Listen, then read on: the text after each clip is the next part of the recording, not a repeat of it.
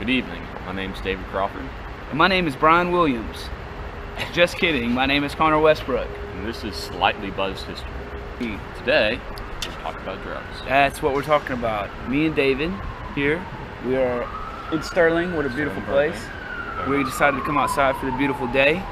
And we're going to talk about some drugs today.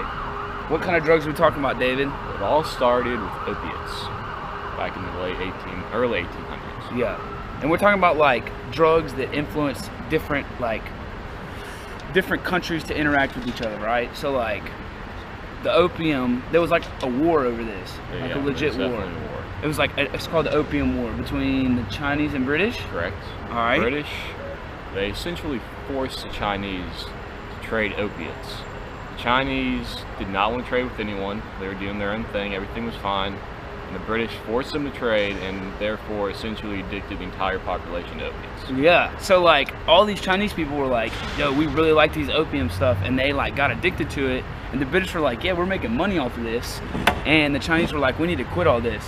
So British they like, were happy. The Chinese did not want their citizens. I mean, I would be happy too if I was making money off of drug addicts. I mean, yeah, that would be... they had no problems. They were trading, they were happy. That would be great. So they set up laws and said it's illegal, right? Correct. So they said Chinese said it was illegal. Yeah, the Chinese said it was illegal. British had no problem with it. So oh, yeah, they were making money off of it. So like, there was a statistic that said that over 1,400 tons of opium were destroyed at one time in China. Yeah. 1,400 tons of opium. This upset the British. Oh yeah, that's a lot of money. That's a lot of money. Okay, so opium's just like one aspect of the drug, like things that happen between drugs and countries, like from the U.S. to Mexico, drug trade there with marijuana. Okay, so like Mexico, there's a lot of people in Mexico that grow weed, all right, and they send it over to America, and let's say that, okay, let's just say for instance, like I'm an American person, right? Correct. And I sell a bunch of weed in America, but I flee to Mexico. Yeah. So like, how does Mexico and America deal with that? Do they it's like extradition?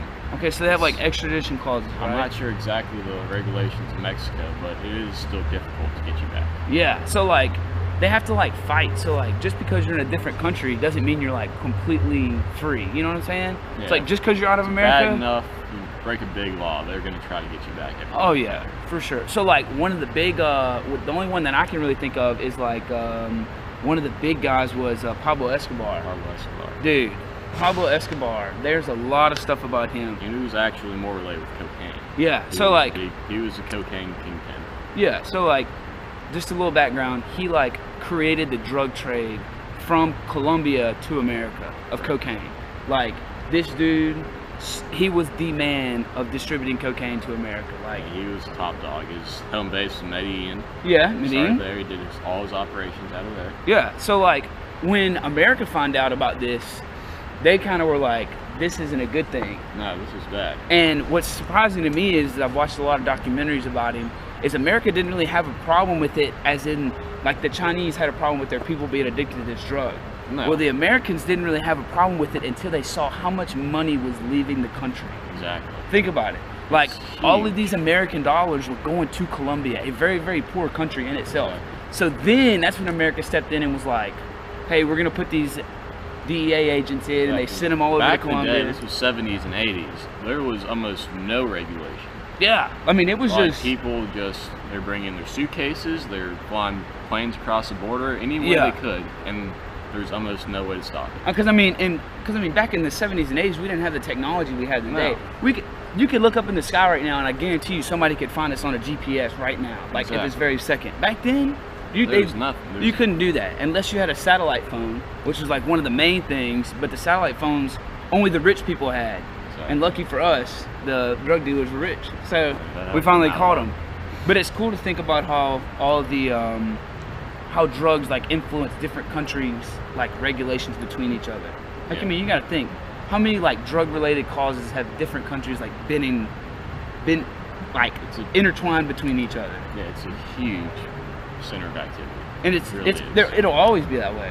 Yeah. It has to always be that way. There's always, if people are gonna want drugs, people are always gonna want drugs in some way. There's gonna be a trade for it. Someone has to get the drugs to the people, and they're gonna They make money off of it, so they're going to do it. And they don't care the laws they have to break. Yeah, and it's going to happen. Those people aren't always going to be in the same country. You know what I'm saying? It's going to be from country to country, border to border, and it's always going to create this intertwining like just communication between countries to work together to stop them. So whether it's marijuana, cocaine, opium, you know, it's been happening for over 200 years now.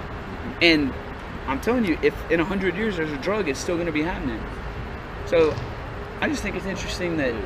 I think it's going to be interesting to watch what happens with the legalization of marijuana in the U.S. Wait, yeah. Because all that money is going to start disappearing. It's slowly spreading throughout the states. Yeah. And that's a lot of money now going to the government. So that's a lot to do. It's a big thing to think about. It's a huge part. So what happens when somebody from Mexico is in prison in America for illegal marijuana distribution or anything like that? What happens when it becomes legal? Do they get out of jail? No, I don't know how it works. I mean, that's a big part of it too. Like, yeah, are you going to be would they just let them out? Bring drugs like marijuana into the U.S.? Would that be, if it's legal here, could they just bring it in? But see, the problem would be if you do that is they'd have to grow it in a country where it's illegal. Yeah, so how? So like, could they grow it, or could they? So it's a big question there in the air for marijuana, cocaine, all that other kind of stuff. Mainly marijuana, but I don't think cocaine's going to be no, legalized. cocaine won't be legalized. Marijuana, it's definitely a hot topic right now. But anyways, I think that concludes our discussion for today. If you have any questions, comments, or concerns, or anything about our next talk, leave a like in description. Let us know. Hey. Thank you. Signing off.